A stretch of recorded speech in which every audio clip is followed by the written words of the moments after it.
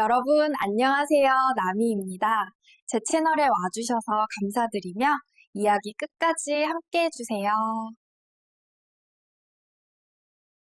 저는 하율입니다. 제 삶은 늘 평범함과는 거리가 멀었습니다. 태어날 때부터 남들과는 다른 눈을 가졌으니까요. 세상의 모든 생명체는 각자의 기운을 품고 있지만 제 눈에는 그 기운 너머에 존재하는 또 다른 존재들이 보였습니다. 흔히 음양안이라 불리는 이 특별한 시야는 제게 세상을 두 배로 넓혀주었지만 동시에 두 배로 복잡하게 만들었죠.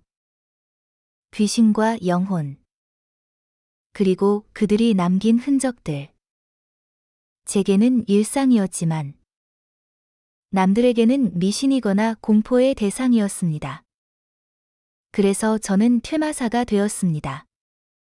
돈을 벌기 위해서요. 솔직히 말하면 귀신을 쫓는 일만큼 확실하게 돈이 되는 일도 없었거든요. 그렇게 퇴마사로 나름의 평화로운 삶을 살아가던 어느 날이었습니다. 평소처럼 낡은 원룸에서 컵라면을 먹고 있는데 뜬금없이 한 통의 전화가 걸려왔죠. 발신자는 다름 아닌 북성시에서 가장 부유하고 명망 높은 하씨 가문이었습니다. 그들은 제게 믿을 수 없는 이야기를 꺼냈습니다. 제가 바로 그 하씨 가문의 잃어버린 친딸이라는 것이었습니다. 세상에. 드라마에서나 보던 재벌가 친딸 찾기 스토리가 제게 일어날 줄이야. 저는 젓가락을 든 채로 얼어붙었습니다. 컵라면 국물은 순식간에 식어버렸죠. 솔직히 말하면 저는 이런 이야기에 익숙했습니다. 퇴마 의뢰를 받다 보면 별의별 사연을 다 듣게 되니까요. 하지만 제가 직접 그 이야기의 주인공이 될 줄은 꿈에도 몰랐습니다. 태어나서 단 한 번도 느껴보지 못했던 낯선 감정들이 제 안에서 소용돌이쳤습니다. 기대감보다는 혼란이 더 컸습니다. 과연 제가 그들의 딸이 맞을까? 그리고 만약 맞다면 그동안 저를 찾지 않았던 이유는 무엇일까? 수많은 질문들이 머릿속을 가득 채웠습니다. 하지만 동시에 저는 직감적으로 알 수 있었습니다. 이 만남이 제 삶을 송두리째 바꿔놓을 것이라는 것을요. 며칠 후, 저는 낡은 여행 가방 하나를 끌고 북성시 외곽에 위치한 하씨 가문의 저택 앞에 섰습니다. 웅장한 대문과 높이 솟은 담벼락. 그리고 그 너머로 보이는 거대한 저택은 제가 살아온 세상과는 너무나도 달랐습니다. 마치 다른 차원의 세계로 들어서는 듯한 기분이었습니다. 심장이 쿵쾅거렸지만 저는 애써 침착하려고 노력했습니다. 퇴마사로서 수많은 기이한 일들을 겪었지만 이렇게 현실적인 미스터리는 처음이었습니다. 문을 열고 저택 안으로 들어서자 거실은 순식간에 정적에 휩싸였습니다. 모든 시선이 저에게로 향했습니다. 놀라움, 당혹감, 그리고 알 수 없는 경멸과 무관심이 뒤섞인 눈빛들이었습니다. 마치 제가 이곳에 있어서는 안 될 존재라도 되는 것처럼요. 어머, 또 다른 아이니가 왔네. 소파에 앉아있던 고상한 현대식 드레스를 입은 한 여인이 경악하며 소리쳤습니다. 그녀의 시선은 저를 훑어보더니 이내 제 옆에 서 있는 또 다른 여인에게로 향했습니다. 그 여인은 저와 똑같은 얼굴을 하고 있었습니다. 마치 거울을 보는 듯한 착각에 빠질 정도로요. 그녀는 바로 하씨 가문의 양녀인 하윤이었습니다. 하윤은 재빨리 하 여사의 팔을 붙잡으며 차가운 눈빛으로 저를 노려봤습니다. 어머니, 속지 마세요. 어머니께서 언니를 찾으셨다는 소문이 퍼지자마자 이런 사기꾼이 나타날 줄은 몰랐네요. 하윤의 말은 제 귀에 들어오지도 않았습니다. 저는 그저 흥미로운 듯 그녀를 빤히 바라봤습니다. 퇴마사인 제게 가장 중요한 것은 바로 기운이니까요. 인당이 시커멓네. 보아하니 아주 큰 악귀가 붙어 있군. 좋아. 돈벌이가 생겼어. 저는 속으로 쾌재를 불렀습니다. 이 상황에서 돈벌이를 생각하는 제가 좀 이상할 수도 있겠지만 퇴마는 제 직업이자 삶의 방식이었으니까요. 아가씨. 안색이 좋지 않으시네요. 게다가 나쁜 도화살이 끼어 있는 걸 보니 며칠 안에 분명 악귀가 몸에 들어올 겁니다. 큰일이 생길 거예요. 저는 즉시 명함을 꺼내 미소를 지으며 그녀에게 내밀었습니다. 이건 제 명함입니다. 특별히 99.9% 할인해 드리죠. 10,000원만 주시면 제가 해결해 드리겠습니다. 직업병은 어쩔 수 없나 봅니다. 하윤은 제 말에 눈이 새빨개지도록 분노하며 하 여사의 품에 안겨 울먹였습니다. 어머니. 보세요. 저 여자는 입만 열면 헛소리만 해요. 분명 가짜일 거예요. 어머니는 딸을 한 명만 낳으셨잖아요. 하윤의 말이 제 심기를 건드렸습니다. 딸을 한 명만 낳았다고. 그럼 나는 뭐지? 하지만 동시에 이 상황이 너무나도 어색하게 흘러가고 있다는 것을 깨달았습니다. 제가 굳이 이 상황에 끼어들어 분위기를 망칠 필요는 없었죠. 죄송합니다. 제가 집을 잘못 찾아온 것 같네요.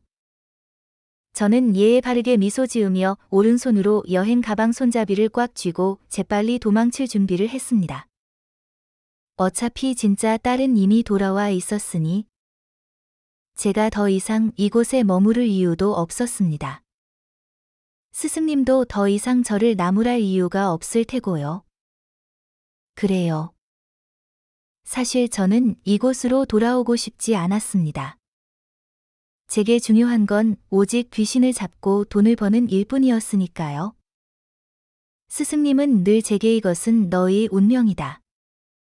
반드시 한 번은 돌아가야 한다고 말씀하셨지만 이제 그 운명적인 방문은 끝난 셈이었습니다. 이제 저는 조용히 물러날 차례였습니다. 제가 몸을 돌려 슬그머니 빠져나가려는데 차가운 손이 제 손목을 꽉 붙잡았습니다. 맑고 또렷한 목소리가 제 뒤에서 들려왔습니다. 잠깐만요. 제 심장이 쿵 하고 내려앉았습니다. 천천히 고개를 들자. 제 눈은 진짜 친딸 하은의 시선과 마주쳤습니다. 그녀는 살짝 눈썹을 치켜뜨며 태연하게 말했습니다. 여기까지 왔으니 유전자 검사도 함께 하시죠. 저는 속으로 맹렬히 반대했습니다. 이건 말도 안 돼. 나는 그냥 가고 싶다고. 하지만 상대방은 너무나도 강했습니다. 아무리 발버둥 쳐도 벗어날 수 없었고 결국 저는 강제로 병원으로 끌려갔습니다. 솔직히 이상한 일이었죠. 스승님은 제가 퇴마의 천재이며 음양한 덕분에 어떤 귀신도 제게서 숨을 수 없다고 말씀하셨습니다. 그런데 저는 이 하은이라는 여인을 꿰뚫어 볼 수 없었습니다. 아니, 정확히 말하면 그녀의 몸에서도 짙은 살기가 느껴졌지만 그 살기가 어디에서 비롯된 것인지는 전혀 알 수 없었습니다. 특히 그녀의 눈빛 속에는 뭔가 비정상적인 것이 담겨 있었습니다. 하윤에게서 느껴지는 악귀에 씌인 듯한 음기와는 달리 하은은 오히려 사악한 기운을 물리치는 듯한 체질을 가지고 있었습니다. 다시 말해, 아무리 살기가 강해도 어떤 악귀도 그녀에게 감히 다가갈 수 없다는 뜻이었죠. 병원 대기실에서 하유는 하 여사에게 바싹 붙어 앉아 있었습니다. 그들의 친밀한 모습은 제가 보기에도 역겨울 정도였습니다. 흔히 꿀 바른 잎이라고들 하지만 하유는 아예 꿀통을 삼킨 듯 했습니다. 우리는 결과를 기다렸고 저는 머릿속으로 도망칠 계획을 세우고 있었습니다.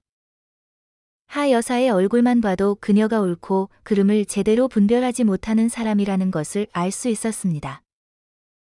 이런 진짜 딸, 가짜 딸, 시계 막장 드라마 스토리는 제가 너무나도 잘 아는 레퍼토리였으니까요. 저는 돈에 쪼들리는 재벌가 딸이 될 필요도 없었습니다. 퇴마사로서의 제 수입은 꽤 짭짤했으니까요. 하지만 하은의 시선은 계속해서 저에게 고정되어 있었고 저는 온몸에 소름이 돋는 듯 불편함을 느꼈습니다. 몰래 곁눈질로 그녀를 훔쳐보려던 순간 그녀와 눈이 마주쳤습니다. 제 시선은 순식간에 그녀의 흐릿한 눈동자에 갇혔습니다. 심장이 덜컥 내려앉았습니다. 그 순간 저는 마침내 그녀의 눈에 담긴 것이 무엇인지 깨달았습니다. 그것은 바로 죽은 자의 기운, 즉 사기였습니다. 하지만 제 앞에 서 있는 그녀는 분명히 살아있는 사람이었습니다. 어떻게 살아있는 사람에게서 죽은 자의 기운이 나올 수 있을까요?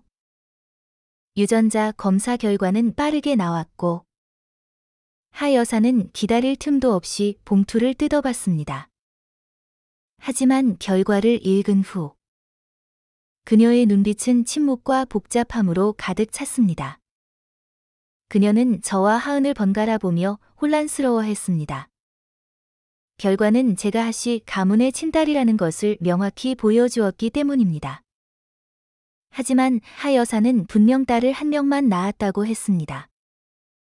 유전자 검사는 조작될 수 없는 것이었기에 아무도 이 상황을 설명할 수 없었습니다. 결국 저는 하은과 함께 하씨 가문으로 돌아가야 했습니다. 아니, 정확히 말하면 그녀에게 끌려갔다는 표현이 더 맞을 겁니다. 하 여사의 뒤늦은 모성애는 정말로 뒤늦게 찾아온 듯 했습니다. 흔히들 말하듯이 진실은 늦게 올지언정 결코 오지 않는 법은 없으니까요. 하은아. 아니. 이제는 언니라고 불러야겠죠. 하은은 하 여사가 자신을 끌어안는 것을 차갑게 바라볼 뿐 아무런 반응도 보이지 않았습니다. 하 여사의 눈가에는 당혹감 어린 눈물이 맺혔습니다. 곧이어 하은은 아무렇지도 않게 주머니에서 진단서를 꺼내 하 여사에게 건넸습니다. 그때서야 그녀의 입가에 옅은 미소가 떠올랐지만 그 미소는 뼛속까지 시릴 정도로 차가웠습니다. 겉으로는 온화해 보이지만 실제로는 소름 끼치도록 차갑다. 그동안 밖에서 떠돌며 살기 쉽지 않았습니다. 저는 정신병을 앓고 있습니다. 앞으로 하씨 가문에 돌아와서도 너그러이 봐주시길 바랍니다. 그 미소는 하 여사의 등골을 오싹하게 만들었습니다. 저는 하씨 가문의 2층 하윤의 방 바로 옆에 배정되었습니다. 하지만 여행 가방을 채 들여놓기도 전에 하은이 제 가방을 꽉 붙잡았습니다. 저는 어리둥절한 표정으로 제 가방 손잡이를 붙잡고 있는 그녀의 손을 바라봤습니다. 이 방은 좋지 않아. 나와 바꿔. 너는 3층에 있는 내 방을 써. 하은은 협상의 여지가 없는 목소리로 말했습니다. 저는 사실 속으로 딴 생각을 하고 있었습니다. 하윤의 방 옆이 가장 음기가 강하다는 것을 이미 눈치챘기 때문입니다. 퇴마 쌓인 제게 음기가 강한 곳은 곧 돈벌이가 되는 곳이었죠. 그래서 저는 마음속으로는 방을 바꾸고 싶지 않았습니다. 언니. 정말 확실해요. 확실해. 이제부터 너는 3층. 나는 2층이야. 하은은 제가 반박할 틈도 주지 않고 제 가방을 직접 3층으로 들고 올라갔습니다. 그 방은 햇볕이 쨍하게 들어오는 양기가 가득한 방이었습니다. 하지만 퇴마사가 가장 싫어하는 곳이 어디일까요? 바로 양기가 너무 강한 곳입니다. 양기가 강하면 귀신이 얼씬도 하지 못하니까요. 저는 온몸에 힘이 빠지는 듯 했습니다. 좀 더 저항해 보려 했지만 하은은 이미 철컥 소리를 내며 2층 문을 닫아버렸습니다. 저녁 식사 시간이 되자 하윤의 가식적인 행동은 저를 구역질 나게 할 지경이었습니다. 그런데도 하여사는 그런 하윤에게 완전히 속아 넘어가 입이 귀에 걸리도록 웃고 있었습니다. 저는 나른하게 하윤의 머리 위를 쳐다봤습니다. 그녀의 머리 위에는 두꺼운 검은 기운이 휘감겨 있었습니다. 좋아. 악귀가 한 마리가 아니었군. 언제쯤 그 악귀들이 모습을 드러낼지 궁금하네.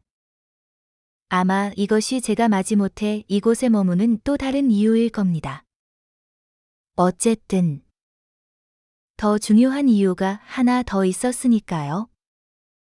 살아있는 사람에게서 죽은 자의 기운이 뿜어져 나온다니. 퇴마 쌓인 제게는 이것이야말로 진정한 도전이었습니다. 제가 하시 가문에 무슨 감정이라도 있냐고요. 꿈도 꾸지 마세요. 처음부터 저는 그저 도망치고 싶었을 뿐이니까요. 쨍그랑. 하윤은 깜짝 놀라 몸을 떨었고 식탁은 순식간에 정적에 휩싸였습니다. 하은은 손에 든 유리잔을 부수며 차갑게 미소 지었습니다. 물론 그 미소는 저를 향한 것이 아니라 하 여사를 향한 것이었습니다. 이제 두 친딸이 돌아왔으니 이 가짜는 언제쯤 사라질 생각이지. 저는 하은이 두 친딸이라는 단어를 특히 강조했다는 것을 알아차렸습니다. 하윤은 즉시 하 여사의 품에 안겨 흐느꼈습니다. 어머니. 저는 어머니를 떠나고 싶지 않아요. 언니가 돌아왔다고 해서 저를 버리실 건가요? 하 여사는 억지로 미소를 지었습니다. 은하. 우리 집은 부자니까. 한 명 더 키우는 건 어렵지 않아. 나는 윤희를 계속 여기 두는 게 좋겠어.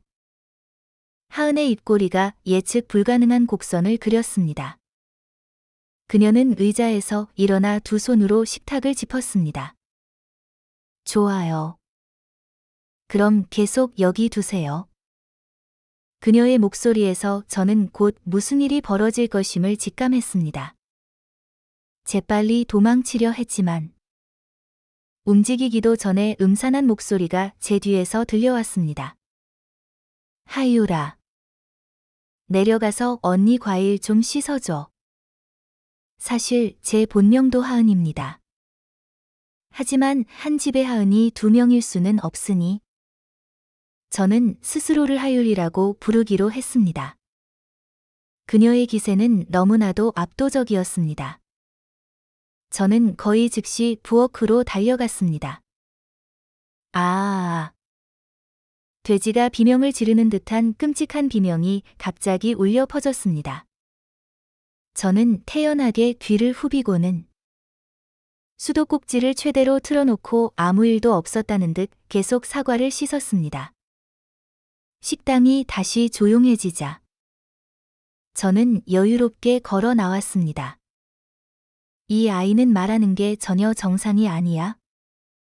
어차피 계속 여기 두기로 했으니 언니로서 내가 좀 도와주는 것도 나쁘지 않겠지? 안 그래. 동생아. 하은은 고개를 돌려 저를 바라봤고 우리의 시선이 마주쳤습니다. 그녀의 목소리는 의심스러울 정도로 길게 늘어졌습니다. 동생아. 저는 식탁 위 끔찍한 광경을 태연하게 훑어봤습니다. 예상대로였습니다. 하윤의 입에서 피가 흘러나오고 있었고 젓가락 하나가 그녀의 혀를 꿰뚫고 있었습니다. 하 여사는 공포의 진료의자에 굳어 있었습니다. 저는 고개를 끄덕이며 손에 든 사과를 하은에게 건넸습니다. 달콤하게 미소 지으면서요. 언니가 시킨 과일입니다. 제가 왜 이렇게 순종적인지 묻지 마세요. 하은에게서 느껴지는 살기가 아까보다 훨씬 더 강해졌다는 것을 깨달았기 때문입니다. 하유는 병원으로 실려갔고 하 여사는 하은을 미친년이라고 불렀습니다. 저는 사과를 한 입 베어 물며 즉시 동의했습니다. 언니는 일찍이 자신이 정신병을 앓고 있다고 말했잖아요. 안 그래요. 하 여사는 즉시 울음을 터뜨리며 도움을 요청하는 전화를 걸었습니다. 저는 정말 이상하다고 생각했습니다. 하씨 가문에는 왜 하 여사만 보이는 걸까요? 분명 아들도 한 명 있을 텐데.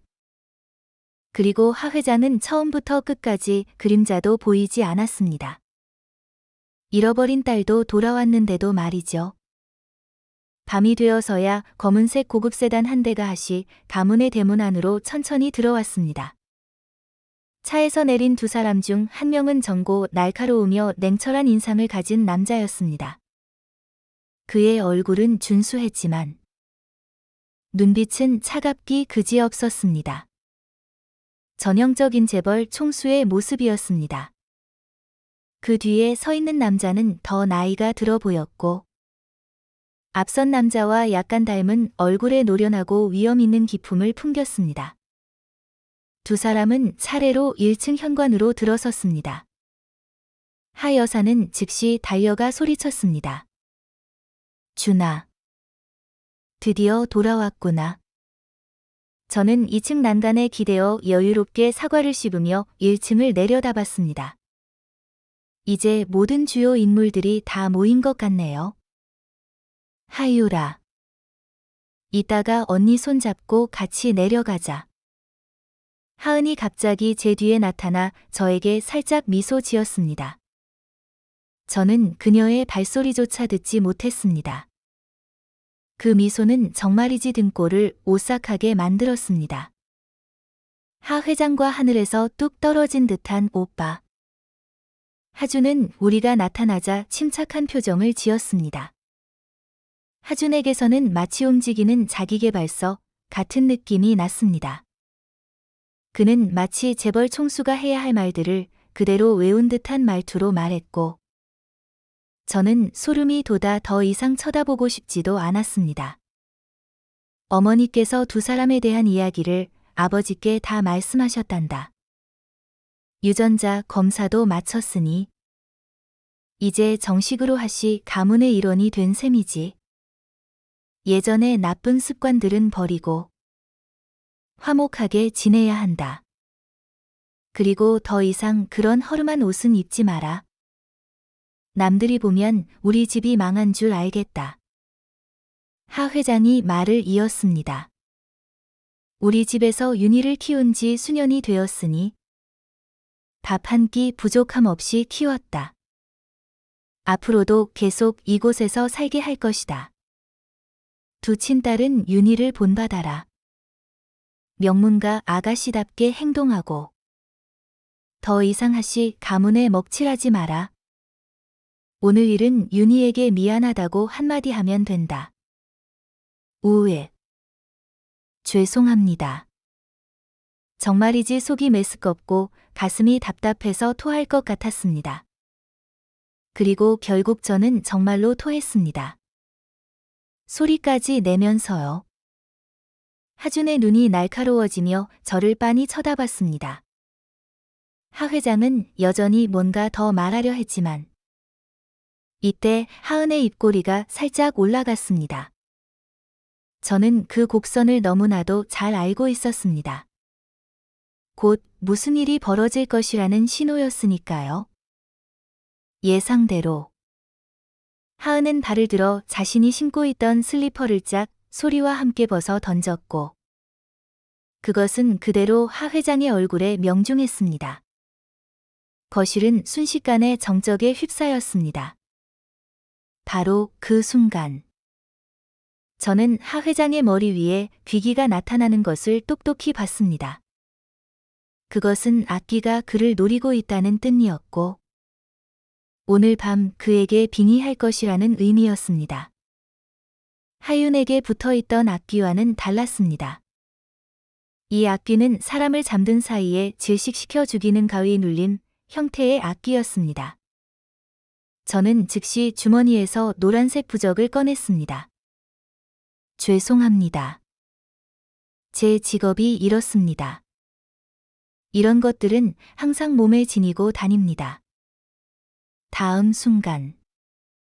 하 회장이 입을 열려던 순간. 저는 짝 소리와 함께 부적을 그의 이마에 붙였습니다. 하 회장의 얼굴은 냄비 바닥처럼 시커멓게 변했습니다. 저는 즉시 말했습니다. 큰일 날 뻔했네요.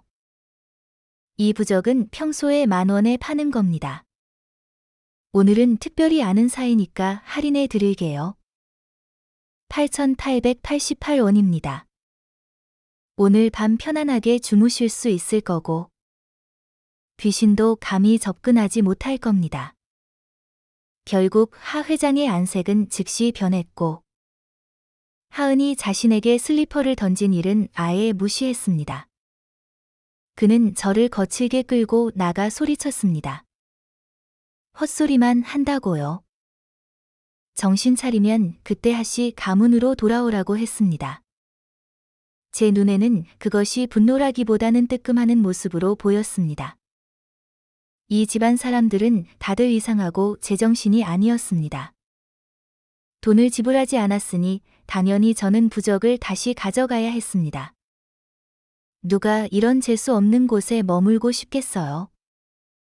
하은이 반응하기도 전에 저는 재빨리 도망쳤습니다.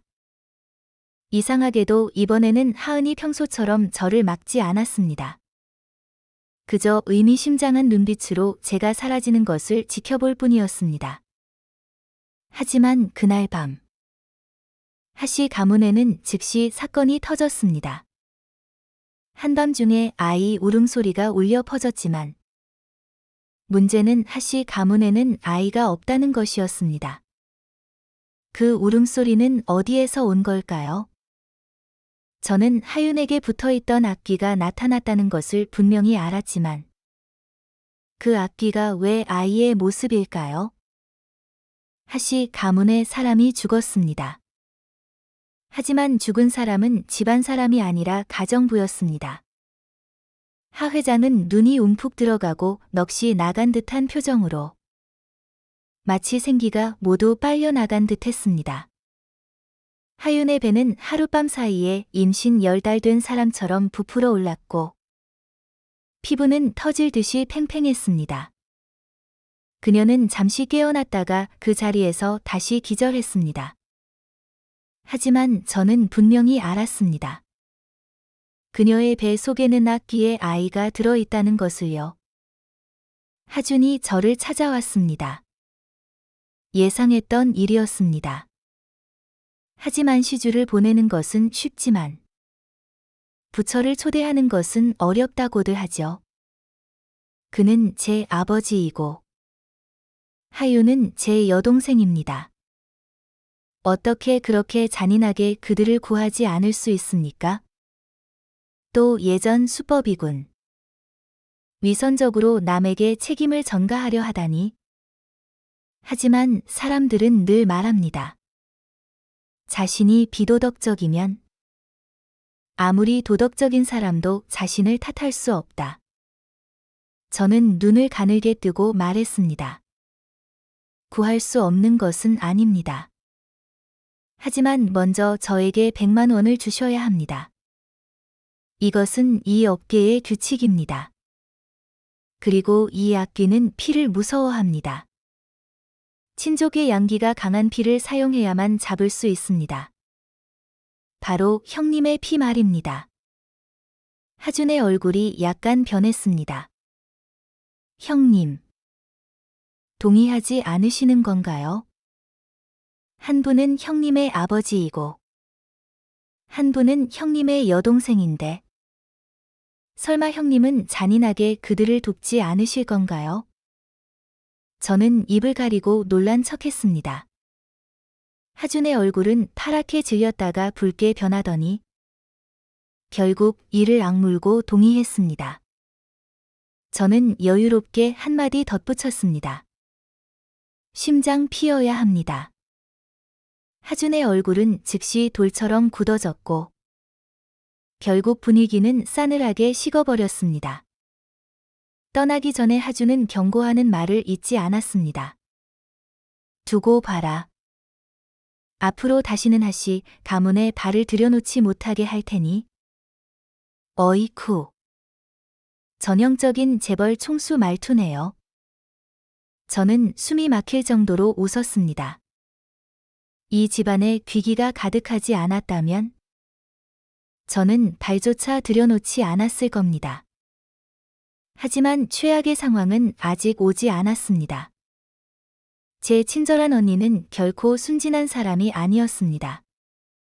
하룻밤을 곰곰이 생각한 후 저는 하은이 기본적으로 사람이 아니라는 것을 확신할 수 있었습니다. 그녀는 죽었지만 여전히 살아있는 진정한 살아있는 시체였습니다. 그리고 저는 이런 종류의 존재에게는 완전히 무력했습니다. 그날 밤 저는 돈을 벌기 위해 운세를 봐주는 라이브 방송을 켰습니다. 돈은 부질없는 것이라는 말은 저에게 하지 마세요. 요즘 누가 돈을 싫어하나요? 운세를 봐준다고 했지만 사실 저는 관상을 주로 봤습니다. 처음에는 아무도 제 방송을 믿지 않았고 그저 재미 삼아 들어와 비웃는 말만 던졌습니다. 처음으로 연결된 사람은 머리부터 발끝까지 검은 옷으로 감싸고 얼굴만 내놓은 남자였습니다. 저는 그의 창백한 얼굴을 봤습니다. 그 역시 나쁜 도화살이 끼어 있었고 원한이 가득했으며 가장 중요한 것은 그의 목에 머리카락이 단단히 감겨 있다는 것이었습니다. 저는 무심코 내뱉었습니다. 혹시 몸이 무겁고 숨쉬기 힘들고 가슴이 답답하지 않으신가요? 상대방은 처음에는 그저 오늘 시험해 보려 했을 뿐인데 제가 정확히 마치자 즉시 흥분했습니다. 맞아요. 맞아요. 대사님. 방법이 있습니까? 제가 선물이라도 드릴 수 있습니다. 말을 마치자마자 그는 라이브 방송방에 가상 불꽃놀이 선물을 마구 뿌렸습니다. 저는 신비로운 척 말했습니다. 이건 쉽게 처리할 수 있습니다. 당신이 사람을 해쳤으니 당신이 직접 해결해야 합니다. 매듭은 묶인 곳에서 풀어야 합니다. 남자의 얼굴은 즉시 변했고 입을 열어 소리쳤습니다. 무슨 헛소리를 하는 겁니까? 누가 사람을 죽였다고요? 한 달 전쯤 물에 빠져 죽은 사람이 있지 않습니까? 당신이 아니면 누구겠어요? 저는 그의 목에 감긴 머리카락을 봤습니다. 그것은 분명 물귀신의 흔적이었습니다. 남자의 얼굴은 즉시 창백해졌고 그는 서둘러 라이브 방송을 끊었습니다. 저는 어깨를 으쓱했습니다. 저는 원칙이 있는 사람입니다. 돈을 받았으니 일은 끝까지 처리해야죠. 그래서 저는 휴대폰을 꺼내 일일이 112에 전화해서 사건 현장과 범행 수법을 자세히 신고했습니다. 라이브 방송은 즉시 폭발했고 시청자 수는 폭증했으며 수많은 선물이 화면을 가득 채웠습니다. 대사님, 최고예요. 정말 대단해요. 눈이 번쩍 뜨이네요. 저는 헛기침을 한 번 하고 말했습니다. 여러분, 과찬이십니다. 다음 분 연결해 볼까요? 말을 마치자마자 라이브 방송 화면은 갑자기 어두워졌고 누군가 강제로 영상 연결을 끊었습니다. 화면에 저와 똑같은 얼굴이 나타나는 것을 보자 저는 침을 꿀꺽 삼켰습니다. 하은은 저를 보며 미소 지었고 그녀의 부드러운 목소리는 등골을 오싹하게 만들었습니다. 동생아. 늦었으니 이제 집에 가자. 제 심장이 한 박자 엇나갔습니다. 역시나. 그녀가 일을 처리하고 나면 분명 저를 데리러 올 줄 알았습니다.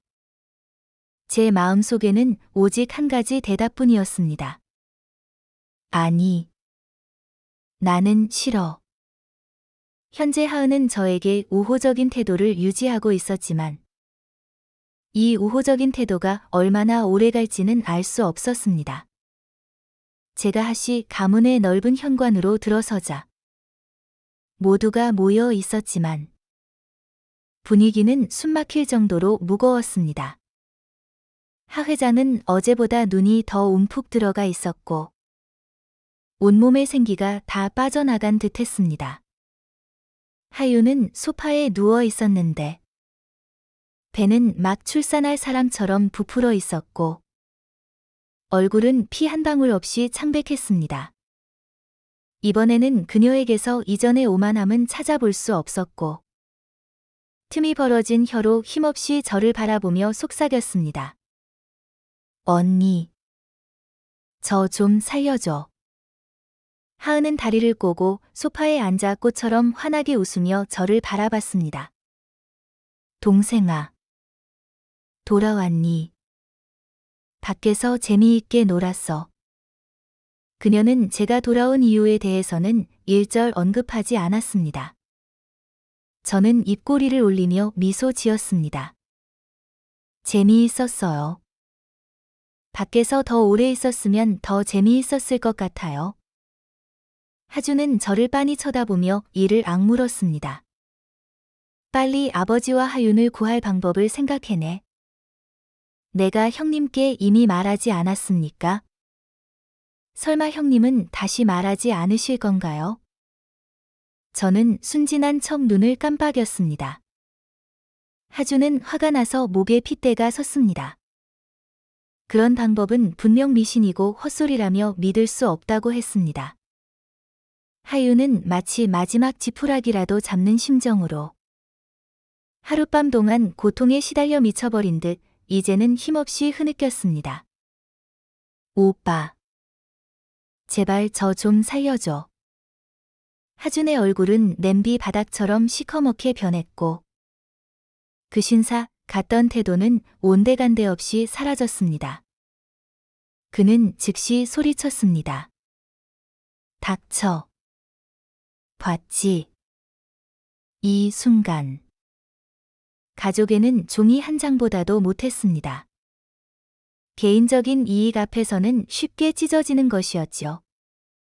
이때 하은이 일어나 태연하게 제 손을 잡았습니다. 반대하지 마. 내가 돌아왔으니 오늘 밤은 여기 있어도 괜찮겠지? 어쨌든 한 가족이니까. 한 가족이라는 단어를 그녀는 소름 끼치도록 강조했습니다. 그녀의 말투는 전혀 설득하는 것이 아니었습니다. 하지만 이상하게도 하시 가문의 누구도 반대하지 않았습니다. 하 여사는 제가 돌아온 이후로 계속 고개를 숙이고 몸을 바들바들 떨고 있었습니다. 가장 무서운 것은 하룻밤 사이에 하시 가문 전체가 하은의 말에 꼼짝 못하게 되었다는 것이었습니다. 그리고 저는 다른 선택지가 없었기에 마지못해 잠시 머물기로 했습니다. 밤이 되자 양기가 가득한 그 방에서 저는 뒤척이며 잠을 이룰 수 없었습니다. 하은의 방은 제 방 바로 아래층에 있었습니다. 결국 저는 참지 못하고 조용히 아래층으로 내려갔습니다. 계단 모퉁이에서 저는 다시 아이 울음소리를 들었습니다. 이번에는 하윤의 처절한 비명소리까지 함께 들렸습니다. 하지만 하씨 가문의 누구도 나가서 확인하지 않았습니다. 저는 즉시 부적을 꺼내 하윤의 방문 앞으로 다가갔습니다. 이런 일들은 항상 저를 흥미롭게 만들었으니까요. 하지만 문 손잡이에 손이 닿으려는 순간 차가운 목소리가 제 등 뒤에서 들려왔습니다. 하유라. 늦었는데 아직 안 자니? 그런 습관은 좋지 않아. 제 등골이 오싹했습니다. 그녀가 사람이 아니라고 의심한 이후로 저는 항상 하은을 경계하고 있었습니다. 잠이 잘 안 와서요. 아까 방에서 누가 우는 소리가 들려서 내려와 봤어요. 저는 고개를 돌려 45도 기울인 표준적인 미소를 지었습니다. 하은은 제 눈을 똑바로 쳐다봤고 무표정한 얼굴로 차가운 목소리로 대답했습니다. 꿈을 꾼 거겠지. 오늘 밤에는 아무도 울지 않았어. 제가 잘못 들었나 봐요. 그럼 바로 방으로 돌아갈게요. 저는 고분고분 고개를 끄덕였습니다. 어쨌든 계란으로 바위 치기는 하지 않는 것이 현명했습니다. 저는 어리석지 않았으니까요. 하지만 다음 날 아침 하씨 가문에는 또 다른 죽음이 찾아왔습니다. 이번에 죽은 사람은 바로 하윤이었습니다. 그녀의 죽음은 상상할 수 없을 정도로 비참했습니다. 배는 갈라져 있었고 다른 집안 사람들은 무슨 일이 일어났는지 이해하지 못했지만 저는 분명히 알았습니다. 그녀의 배 속에서 나온 악귀의 아이가 충분히 생기를 흡수하고 밖으로 나왔다는 것을요. 안타깝게도 저는 하윤을 계속 따라다니던 악귀를 보기도 전에 그녀가 죽어버렸습니다. 하 회장의 상황도 나아지지 않았습니다. 그의 눈은 뒤집혔고 입에서는 끊임없이 의미 없는 중얼거림이 흘러나왔습니다. 하주는 마치 방금 귀신에 씌었다가 풀려난 사람처럼 보였습니다. 이른 아침부터 저를 찾아와 얼굴은 공포에 질려 있었고 입술은 떨렸습니다. 어젯밤에 아주 더러운 것을 봤습니다. 돈은 얼마든지 드릴 테니 집안에 있는 모든 더러운 것들을 쫓아내 주십시오. 이제는 그도 저를 믿지 않을 수 없게 된 것이었습니다. 말을 마치자마자 그는 제 계좌 번호를 물어보고는 즉시 1,000만 원을 송금했습니다. 인정합니다. 저는 여전히 돈에 미쳐 있습니다. 누가 돈을 싫어하겠어요? 이 후한 대가 때문에 저는 고개를 끄덕이며 제안을 받아들였습니다. 저는 그에게 부적 하나를 주며 말했습니다. 오늘 밤은 밖에서 호텔을 찾아 주무십시오. 제가 형님의 방을 지키겠습니다.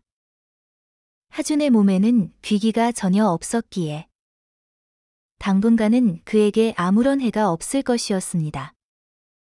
사실 처음부터 저는 모든 일이 하은과 관련되어 있다고 의심했지만 그녀가 살아있는 시체이며 살기가 너무 강해서 귀신조차 감히 가까이 오지 못한다는 것을 생각했습니다.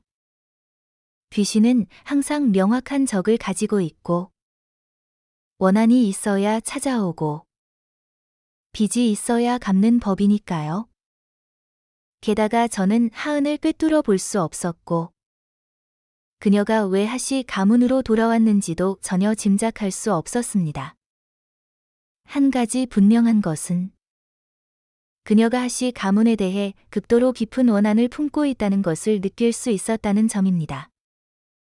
그녀에게서 뿜어져 나오는 살기는 저조차도 숨이 막힐 정도였습니다.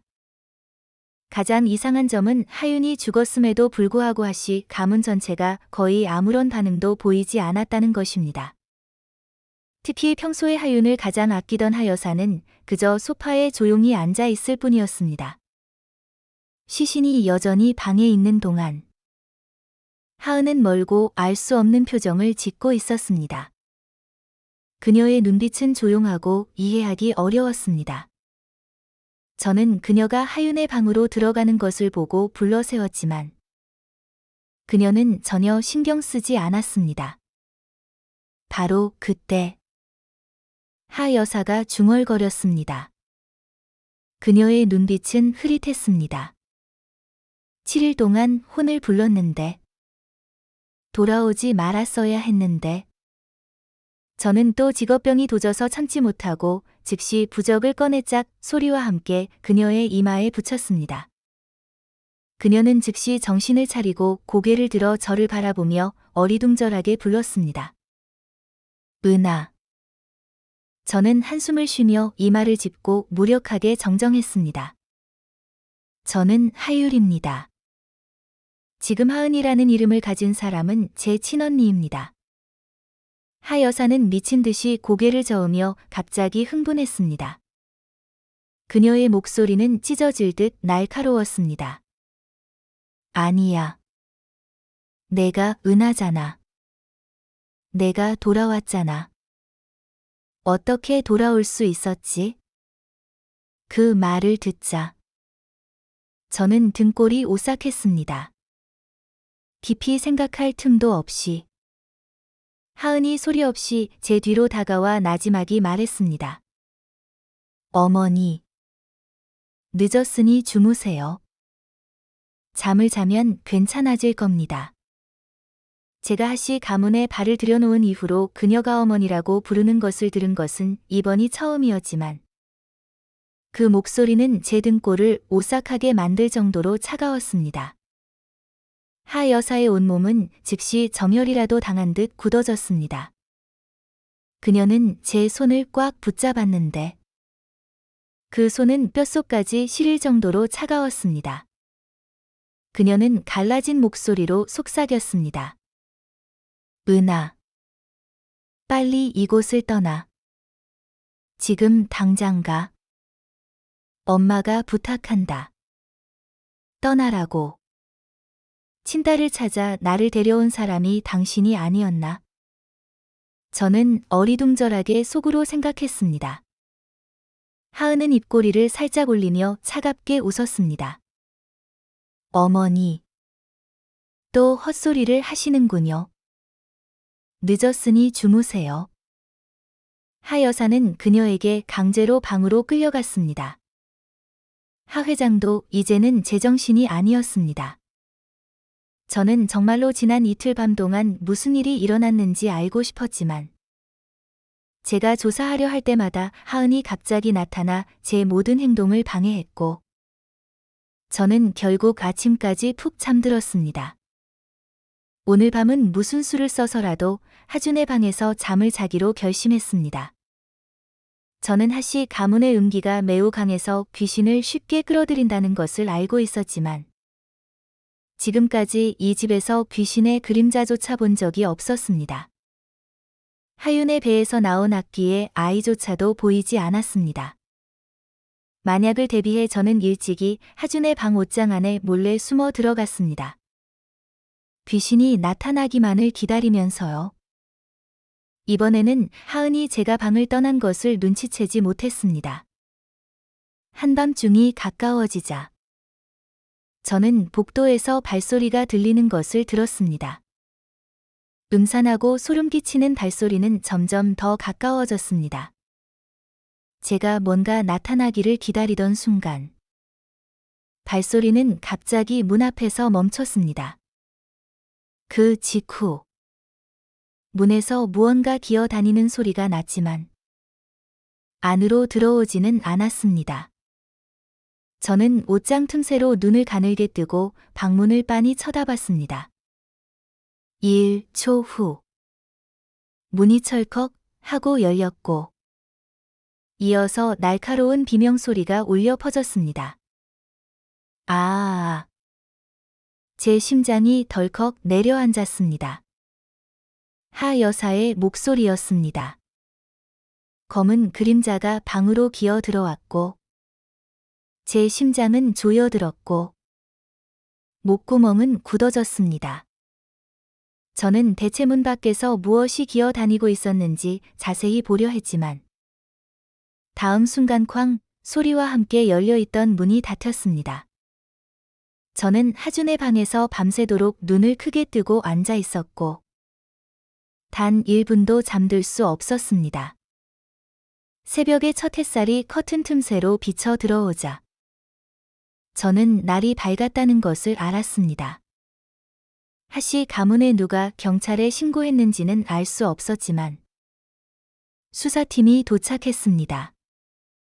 하윤의 시신은 여전히 지하실에 있었고, 아직 처리되지 않은 상태였습니다. 하은은 팔짱을 끼고 계단 난간에 기대어 서 있었는데, 마치 자신과는 아무 상관없는 일인 양 차갑고 냉담한 표정이었습니다. 저는 경찰을 따라 지하실로 내려갔습니다. 이상하게도 그들은 처음부터 끝까지 제 존재를 완전히 무시했지만, 저는 그들의 모든 말을 또렷이 들을 수 있었습니다.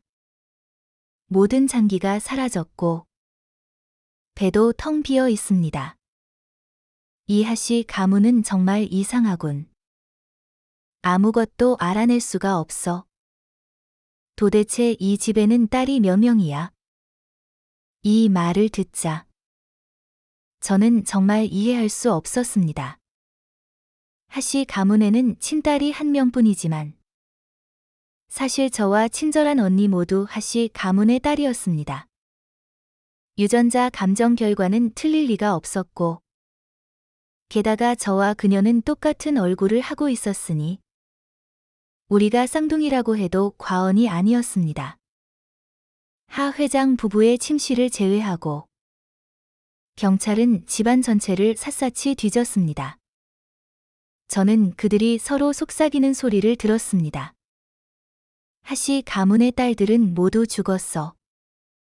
설마 이 집에 정말 귀신이라도 있는 건가? 무슨 귀신이야? 귀신이 있다면 진작에 도망쳤겠지. 다른 경찰이 반박했습니다.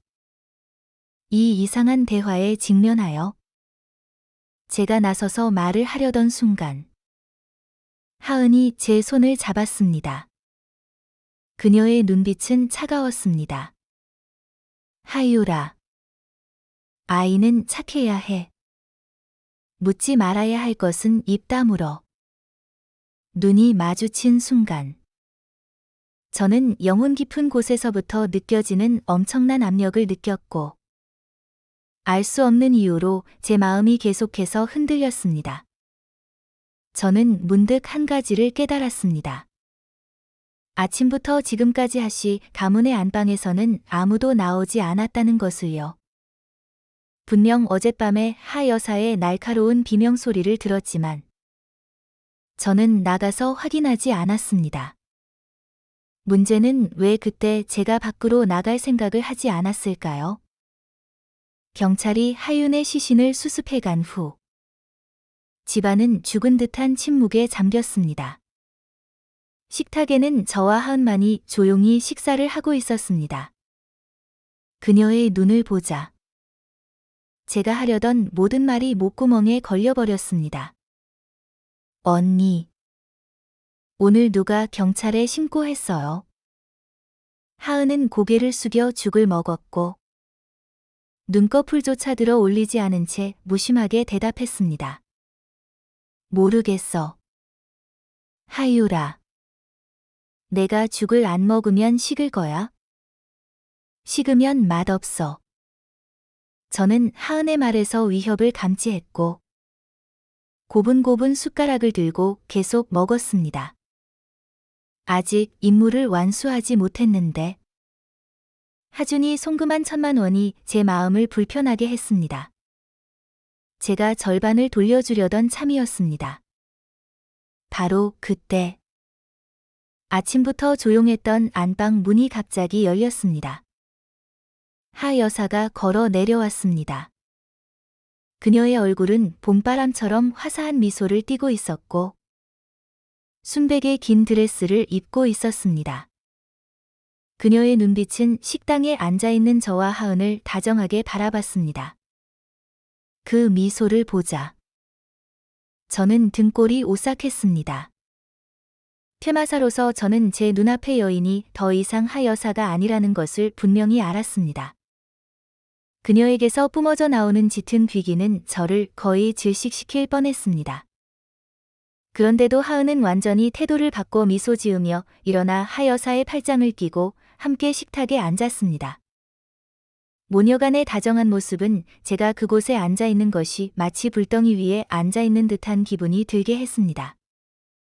이때 저는 한 가지를 확신할 수 있었습니다. 하 여사는 해를 입었다는 것을요. 하씨 가문에는 계속해서 사건이 터지고 있었지만 제가 가장 이해할 수 없는 것은 지금까지도 귀신의 그림자조차 본 적이 없다는 것이었습니다. 현재는 악기의 아이 울음소리만 들릴 뿐이었고 하은은 제가 어떤 것과도 접촉하는 것을 원치 않는 듯했습니다. 저는 퇴마사인데도 그녀 앞에서는 완전히 무용지물이었습니다. 제가 안개의 장막을 걷어내려 할 때마다 그녀는 소리 없이 제 뒤에 갑자기 나타났습니다. 그날 밤 하은은 소파에 앉아 갑자기 제게 이야기를 하나 들려주고 싶다고 말했습니다. 호기심이 발동하여 저도 옆에 앉았습니다.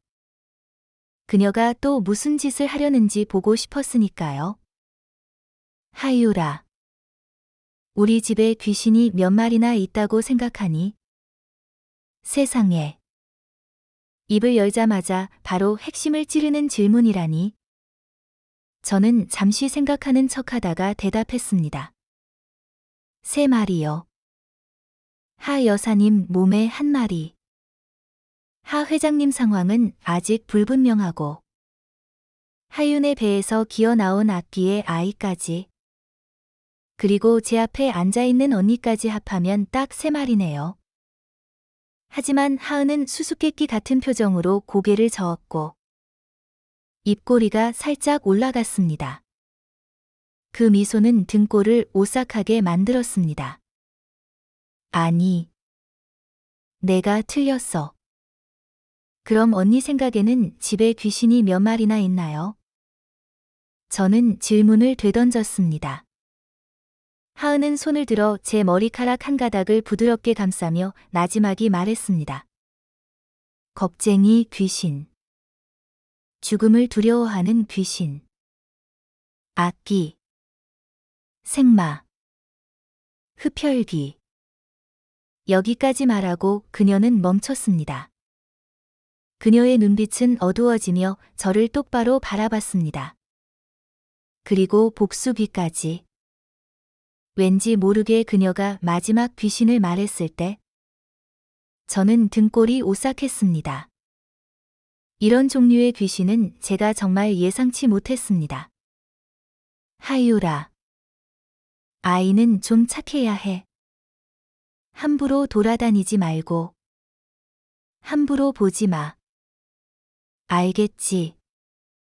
하은은 여전히 웃고 있었지만 제 심장은 덜컥 내려앉았습니다. 그녀가 제가 무엇을 봤는지 눈치챘다는 것을 알았으니까요. 하씨 가문에는 친딸이 1명뿐이지만 그녀는 이미 죽었습니다. 이 지점에서 저는 다시 생각에 잠겼습니다. 그럼 나는 누구지? 2 친딸 중 1명은 분명 불필요한 존재였습니다. 어젯밤의 단편적인 기억들이 마침내 연결되었습니다. 비명소리가 울려 퍼진 후 저는 하준의 방을 떠나 하 여사의 침실로 갔습니다. 그곳에는 귀신의 그림자도 없었지만 저는 뜻밖에도 제 사진과 유골함이 담긴 흑백 사진을 발견했습니다. 이 집은 분명 음기로 가득했지만 저는 아무것도 찾아낼 수 없었습니다. 그 귀신들은 마치 숨바꼭질을 하는 것처럼 의도적으로 저를 피하는 듯했습니다. 제가 어떻게 돌아왔는지는 기억나지 않습니다. 기억이 중간에 끊긴 듯했습니다. 마지막으로 기억나는 것은 제가 옷장 안에 숨어 문을 빤히 쳐다보고 있었다는 것뿐입니다. 하준은 바로 그때 돌아왔습니다. 그는 원래 상황을 확인하러 왔지만 저와 하은이 귀신 이야기를 하고 있는 것을 보고는 재빨리 몸을 돌려 도망치려 했습니다. 저는 곁눈질로 그를 보고는 즉시 일어나 그의 길을 막고 나지막이 말했습니다. 형님 방에는 귀신이 한 마리도 없었어요. 오늘 밤은 안심하고 주무세요. 이제 하씨 가문에는 하준만이 유일한 정상적인 사람이었기에 저는 그에게서 정보를 얻을 수밖에 없었습니다. 하지만 저는 귀신들이 하준을 두려워해서 아직 그를 해치지 못하는 것 같다는 느낌을 받았습니다. 심지어 그의 방에는 감히 들어가지도 못하는 것 같았지요. 확실합니까? 하준은 저를 의심스러운 눈빛으로 바라봤습니다. 분명히 저를 별로 믿지 않는 듯 했습니다. 물론이죠. 이 말은 틀리지 않습니다. 형님 방은 정말 안전하고 귀신은 없습니다. 하유라. 하은이 미소 지으며 다가와 제 손을 잡았습니다. 오늘 밤은 언니랑 같이 자자. 우리 자매는 한 번도 같이 잔 적이 없잖아. 언니가 계속 귀신 이야기 들려줄게. 저는 그녀의 어두운 눈을 바라보며 몇 번 눈을 깜빡이다가 고분고분 고개를 끄덕였습니다. 언니랑 같이 자고 싶어요. 하준은 하은이 다가오는 것을 보자마자 이미 사라지고 없었습니다. 그는 하은을 두려워했지만 그녀를 쫓아낼 방법이 없었습니다. 하은은 하준의 뒷모습을 보며 의미심장한 미소를 지었습니다. 그날 밤 하준은 여전히 하씨 가문에서 자는 것을 두려워했고 저는 하은의 음기가 가득한 침대에 누워 있었습니다. 그녀는 부드럽게 저를 안아주었고 그녀의 목소리는 정말 다정한 언니 같았습니다. 하유라. 아까 하던 이야기 계속할까? 언니가 계속 귀신 이야기 들려줄게. 말을 마치자마자 저는 차가운 기운이 이불 속으로 스며드는 것을 느꼈습니다. 저는 하은이 저에게 손을 대려 한다는 것을 알았습니다. 하유라. 그 겁쟁이 귀신이 누구라고 생각하니? 저는 즉시 경계했습니다. 그녀가 대체 무엇을 원하는지 이해할 수 없었습니다. 저는 눈을 감고 침묵을 택했습니다. 하은은 제 귀에 바싹 다가와 손가락으로 제 눈썹을 부드럽게 쓸어내리며 나지막이 말했습니다. 하유라. 뭘 두려워하는 거야? 너는 퇴마사잖아. 퇴마사. 내가 퇴마사라고. 그 모호한 순간. 마치 시간을 초월한 듯한 목소리가 제 귓가에 울려 퍼졌습니다. 왜 퇴마사가 되고 싶니? 귀신이 보이니까요. 그들을 구하고 싶어요. 비명소리가 핏비린내와 뒤섞여 제 시야를 붉게 물들였습니다. 저는 수많은 작은 원혼들이 땅바닥을 기어다니며 울부짖고 몸부림치는 것을 봤습니다. 그들의 얼굴은 절망으로 일그러져 있었습니다. 더럽고 역겨운 지하실은 도살장으로 변한 듯 했습니다. 신음 소리. 뒤틀린 몸. 소름 끼치고 끔찍한 얼굴들. 이제 저는 한 가지 진실을 받아들여야 했습니다. 저는 더 이상 귀신을 볼 수 없다는 것을요. 오늘 제가 경찰에 신고했지만 저는 그 경찰들이 제 말을 전혀 듣지 못한다는 것을 깨닫고 경악했습니다. 전화 너머에서는 심지어 제가 장난치는 줄 알았지만 결국 그들은 하씨 가문으로 왔습니다. 하씨 가문의 누구도 경찰에 신고할 용기가 없었는데 저는 그 이유를 알 수 없었습니다. 하윤에게 무슨 일이 일어난 후에도 그들은 아무렇지도 않은 듯 행동했습니다. 시신은 여전히 지하실에 버려져 있었고 장기는 온데간간데 없었습니다. 저는 오래전부터 뭔가 잘못되었다고 느꼈습니다. 저는 여전히 음기를 느낄 수 있었습니다. 그런데 하시 가문처럼 음기가 강한 곳에서 귀신을 한 마리도 볼 수 없다는 것은 있을 수 없는 일이었습니다. 유일한 설명은 그 귀신들이 제 눈앞에 있지만 제가 더 이상 그들을 볼 수 없다는 것이었습니다. 퇴마사로서 태어날 때부터 음양안을 가졌는데 귀신조차 볼 수 없다면 이 직업을 계속할 이유가 무엇일까요? 저는 왜 갑자기 능력을 잃었는지 설명할 수 없었습니다. 하지만 저는 여전히 하은을 볼 수 있었고 저뿐만 아니라 하시 가문의 사람들도 그녀를 볼 수 있었습니다. 이전에 저는 하은이 살아있는 시체라고 생각했지만 이제는 확신할 수 없었습니다. 왜냐하면 하시 가문의 진짜 친딸은 이미 죽었기 때문입니다. 그런데 왜 그들은 사람을 찾았고 저와 하은을 모두 찾았을까요? 아니, 제 본명도 원래 하은이었습니다. 발이 손 위를 걷는 듯한 느낌이 들었고 저는 갑자기 진짜와 가짜를 구별할 수 없게 되었습니다. 저는 뭔가 잊었거나 뭔가 겪었다는 강렬한 예감을 받았습니다. 제 눈꺼풀은 졸음에 무거워졌고 몽롱한 상태에서 다시 하은의 목소리가 들리는 듯했습니다. 내가 감히 하지 못하는 일은 내가 해줄게. 내 겁쟁이 귀신아. 하 회장은 죽었습니다. 하윤이 죽은 방식과 거의 비슷하게 모든 장기가 파헤쳐졌고 혀도 없었으며 심지어 피부와 살점은 무언가에 뜯어먹힌 듯 껍데기만 남아 있었습니다. 매우 비참하게 죽었고 분명 죽기 전에 잔인하게 고문당했습니다. 하시 가문의 사람들은 차례로 죽어갔고 이제는 하준만이 남았지만 요즘 그는 돌아올 엄두도 내지 못했습니다. 이렇게 큰 저택에 저와 하은만이 남아 있었습니다. 그날 밤 그녀의 방에서 잠든 후 저는 아무것도 기억나지 않았습니다. 하은이 저를 바라보는 눈빛도 이미 달라져 있었습니다. 그 기쁨 속에는 잔인함이 희미하게 비쳤습니다. 하유라. 모든 것이 곧 끝날 거야. 저는 여전히 침묵을 택했고 조용히 하시 가문의 서재로 향했습니다. 하은의 얼굴은 이제 일그러져 있었고 더 이상 가장하지 않았습니다. 그녀는 다리를 꼬고 소파에 앉아 있었습니다. 서재에서 나온 후 저는 그곳에 앉아 있는 하은을 빤히 쳐다보며 물었습니다. 언니, 저는 누구예요?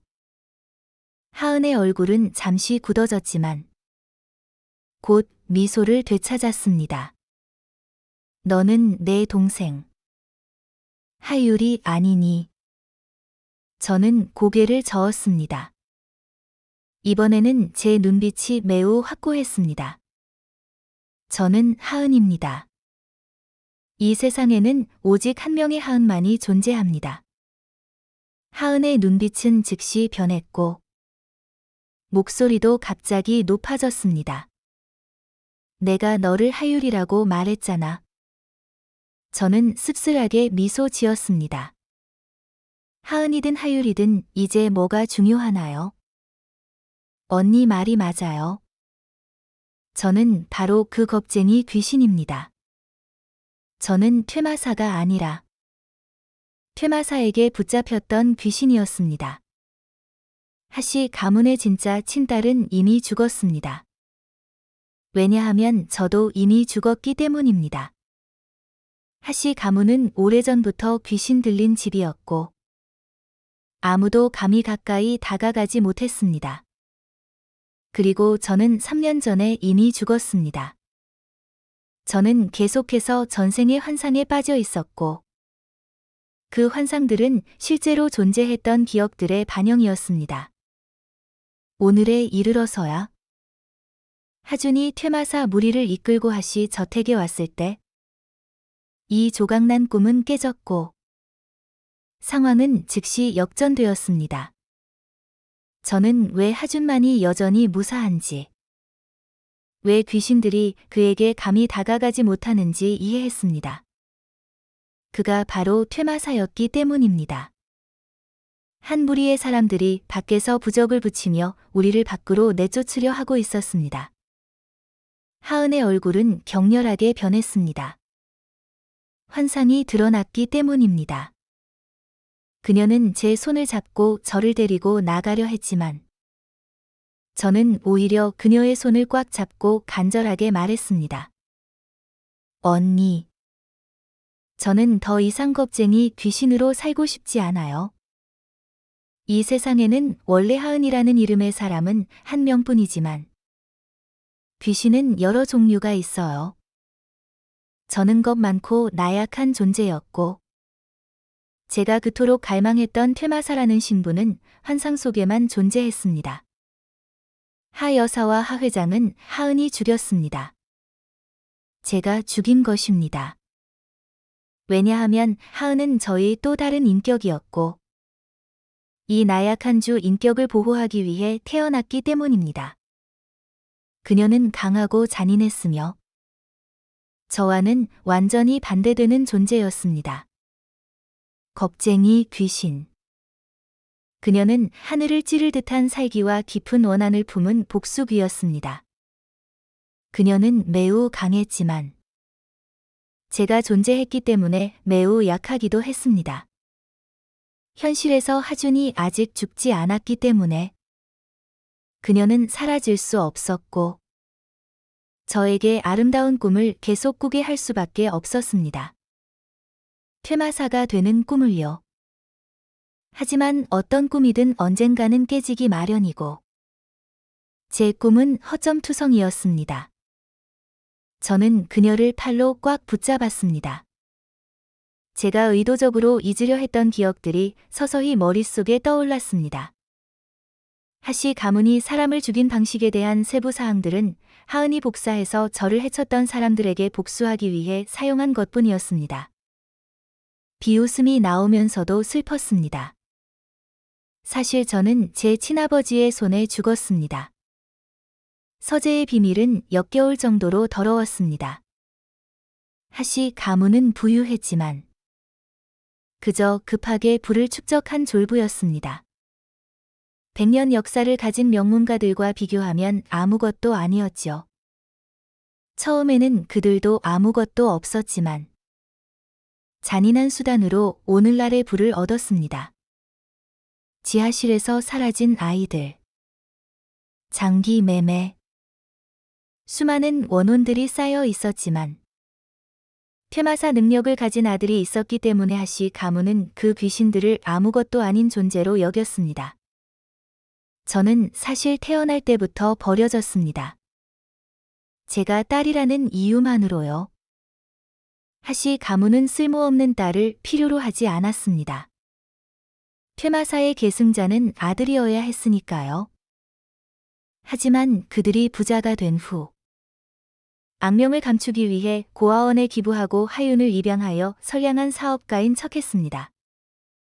좋은 평판을 얻기 위해 저를 다시 찾았지만 어둠 속에서는 저를 내버려 두었습니다. 심지어 제가 우연히 그 피비린내 나는 장면을 발견했을 때 그들은 저를 가두었습니다. 너무 많은 아이들이 실종되자 경찰은 결국 하시 가문을 수사하게 되었습니다. 하 회장은 제 혀를 뽑았고 가족들은 모두 경찰 앞에 완전한 모습으로 나타났습니다. 지하실이 서재 안에 숨겨져 있었기 때문에 경찰은 아무런 이상한 점도 찾지 못했습니다. 그들은 제 두려워하는 눈빛을 보고 저를 따로 불러 물었습니다. 저는 말을 할 수 없었습니다. 사실 쓸 수는 있었지만 결국 두려웠습니다. 지하실의 광경은 저를 끔찍하게 괴롭혔습니다. 그때 저는 아직 미성년자였습니다. 저는 하 회장의 잔인함을 분명히 알고 있었기에 경찰 앞에서 고개를 저으며 모른다고 했습니다. 하지만 그것은 악몽의 시작에 불과했습니다. 하 회장은 여전히 저를 해쳤습니다. 하씨 가문 전체가 공범이었습니다. 저는 수술대에 묶여 있었고 하나하나의 장기들이 몸에서 파헤쳐졌습니다. 혀를 잃어서 저는 비명을 지를 수 없었습니다. 어릴 때부터 고생하며 떠돌아다녔던 저는 정말로 따뜻한 가정을 갈망했지만 결국 제 친척들의 손에 죽었습니다. 친족에게 살해당했기 때문에 제 원한은 매우 깊었고 결국 하은이 나타났습니다. 그녀는 제가 할 수 없었던 모든 것을 저 대신 해냈습니다. 사람들은 퇴마사가 매우 강력하다고 말하지만 하은의 살기는 너무 강해서 그들조차도 그녀를 제압할 수 없었습니다. 하주는 혼자였기에 더욱 불가능했습니다. 하씨 가문에는 하은 외에도 살해당했던 수많은 원혼들이 있었습니다. 하주는 그들 모두를 지하실에 가두어 제압했지만 하은의 등장은 모든 것을 깨뜨렸습니다. 악귀들이 저택을 휘감았고 하씨 가문의 사람들은 차례로 목숨을 잃었습니다. 퇴마사인 하준만이 도망칠 수 있었습니다. 그때부터 하씨 가문은 귀신 들린 집이 되었는데 아무도 그들이 어떻게 죽었는지 알지 못했기 때문입니다. 문 밖에 퇴마사 무리를 보자 제 마음은 이상하게도 평온해졌습니다. 저는 심지어 정문으로 똑바로 걸어갔습니다. 하은은 저를 붙잡으려 했지만 저는 피했습니다. 더 이상 겁쟁이 귀신으로 살고 싶지 않았으니까요. 진실은 밝혀져야 하고 악인은 대가를 치러야 합니다. 언니. 저는 더 이상 퇴마사가 되고 싶지 않아요. 제 목소리는 나지막했습니다. 저는 퇴마사가 되고 싶었습니다. 왜냐하면 저는 항상 하준을 질투했기 때문입니다.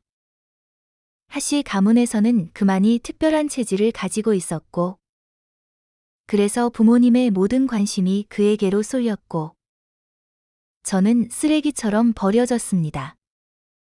하지만 제가 우연히 하씨 가문의 어두운 비밀들을 발견한 후 제 생각은 바뀌었습니다. 저는 그 갇힌 영혼들을 구하고 싶었지만 현실은 여전히 불가능했습니다. 저는 퇴마사가 아니었고 심지어 귀신조차 볼 수 없었으니까요. 하지만 이제 저는 제 힘으로 마지막 시도를 해보고 싶었습니다. 하은아. 하은이 저를 불렀지만 보이지 않는 결계에 막혔습니다. 저는 뒤돌아보지 않고 정문으로 똑바로 걸어갔습니다. 이것은 제가 처음으로 진정으로 바깥 세상에 발을 내딛는 순간이었습니다. 햇살이 제 피부를 태웠지만 저는 아무런 고통도 느끼지 못했습니다. 하주는 경계심 가득한 눈으로 저를 빤히 쳐다봤습니다. 하은아. 내가 알아서 하는 게 좋을 거야. 영혼이 흩어지고 싶지 않으면 빨리 순순히 잡혀. 하주는 이를 악물고 말했습니다. 퇴마사 외에는 아무도 영혼을 볼 수 없었기에 어떤 경찰도 귀신 이야기를 믿지 않았습니다. 지하실 벽 안에는 수많은 시신들이 시멘트에 섞여 묻혀 있었는데 모두 장기가 적출되어 실종되었던 아이들이었습니다. 제가 얼마나 여러 번 제 비겁함을 증오했던가요? 그날 제가 경찰 앞에서 감히 진실을 썼더라면 결과는 달라졌을까요? 저는 도대체 무엇을 꿈꾸고 있었던 걸까요? 부모님에게서 작은 사랑이라도 받기를. 저는 쓴웃음을 지었고 눈가에서 두 줄기 핏방울이 흘러내렸습니다. 이 순간 저는 정말 악귀처럼 보였습니다. 하주는 갑자기 불길한 예감을 받았습니다. 저는 제 영혼을 둘로 나누어 하은과의 연결을 완전히 끊었습니다. 그녀는 더 이상 저를 보호하기 위해 태어난 부차적인 부분이 아니었습니다.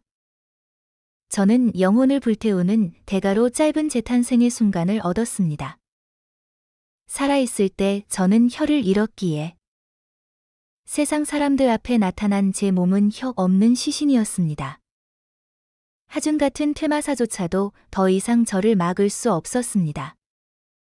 저는 모든 속박에서 벗어나 맹렬한 햇살 속에서 경찰서로 향했습니다. 그 순간 저는 더 이상 귀신이 아니었습니다. 하준은 저를 막으려 손을 뻗었지만 그의 손바닥은 불에 탄 듯 뜨거워져 고통에 몸부림치며 땅바닥을 굴렀습니다.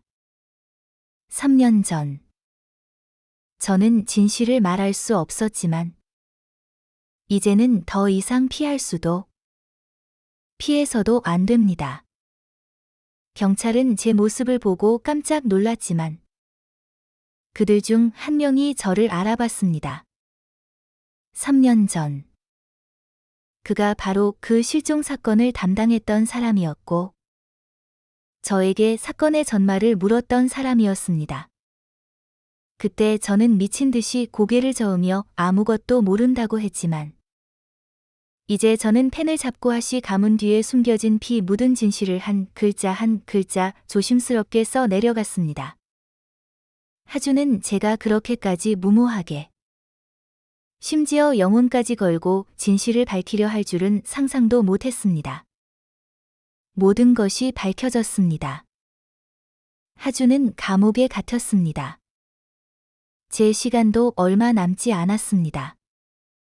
완전히 사라지기 전에 그 경찰이 다시 제 앞에 와서 미소 지으며 말했습니다.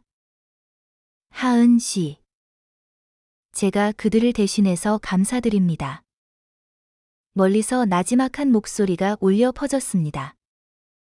은하, 너는 아직 퇴마사가 되고 싶니? 저는 고개를 저으며 확고한 목소리로 말했습니다. 아니요. 저는 경찰이 되고 싶어요. 제 영혼이 소멸하는 순간 저는 하은이 아이처럼 우는 것을 봤습니다. 언니, 이번에는 제가 더 이상 겁쟁이가 아니에요. 제 이야기는 여기까지입니다. 제가 겪었던 모든 일들은 저를 지금의 저로 만들었습니다. 연예계의 화려함 뒤에 숨겨진 현실. 그리고 그 속에서 저만의 방식으로 살아남고 행복을 찾아가는 과정은 결코 쉽지 않았습니다. 하지만 저는 후회하지 않습니다. 왜냐하면 이 모든 여정 속에서 저는 진정한 사랑을 찾았고 소중한 가족을 얻었으며 그리고 무엇보다 저 자신을 사랑하는 법을 배웠으니까요. 이 영상이 여러분에게 작은 웃음과 함께 어쩌면 삶에 대한 새로운 시각을 제공했기를 바랍니다. 여러분의 삶에도 맛있는 행복이 가득하기를 바라며 저는 다음 이야기로 다시 찾아오겠습니다. 감사합니다.